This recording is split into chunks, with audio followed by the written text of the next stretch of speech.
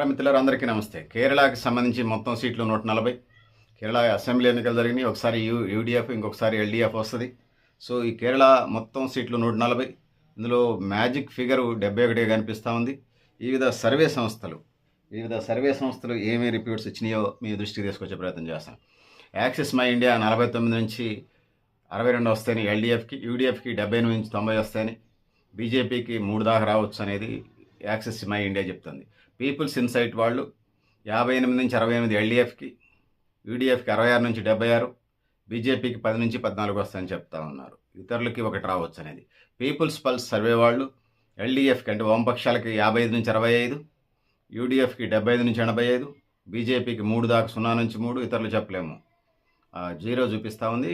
LDF అంటే వామపక్షాలు, UDF అంటే కాంగ్రెస్. ఇక పోలా పోల్స్ సర్వే సంస్థ ఎల్డీఎఫ్కి 60 వస్తాయని, యూడీఎఫ్కి 75 వస్తాయని, బీజేపీకి 4 వస్తాయని, ఇతరులకు 1 వస్తాయని.